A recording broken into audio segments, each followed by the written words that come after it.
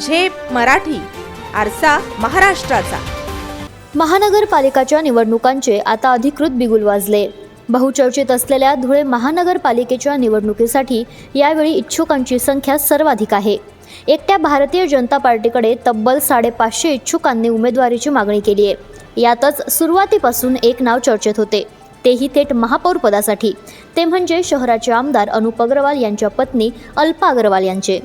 धुळेकरांनी हिंदुत्वाच्या मुद्द्यावर अनुप अग्रवाल यांना भरघोस मतांनी निवडून विधानसभेत पाठवले. आता आमदार अनुप भैया हे आपल्या पत्नीला महापौर करतील असा प्रचार काही जण करीत आहेत. स्वतः अल्पा अनुप अग्रवाल या देखील शहराच्या राजकारणात सक्रिय झाल्या आहेत. आमदारांच्या गैरहजेरीत वेगवेगळ्या कार्यक्रमांना त्या स्वतः हजेरी लावताना दिसताय.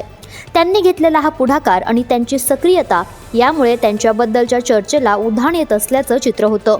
मात्र आज 16 डिसेंबर रोजी आमदारांच्या संपर्क कार्यालयात महापालिका निवडणुकीसंदर्भात व्यापक बैठक झाली. या बैठकीत आमदार अनुप भैया अग्रवाल यांनी आपल्या भाषणात काही मोठी विधाने करून अनेकांना धक्का दिलाय.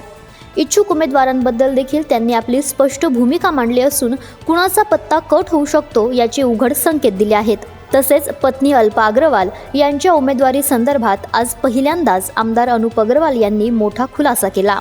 ते म्हणाले, काही जण माझ्या पत्नीच्या उमेदवारीबाबत भ्रम पसरवत आहेत. मात्र माझ्या कुटुंबातून कुणीच उमेदवारी करणार नाही. मला तुम्ही आमदारकीची संधी दिली आहे, ती माझ्यासाठी पुरेशी आहे.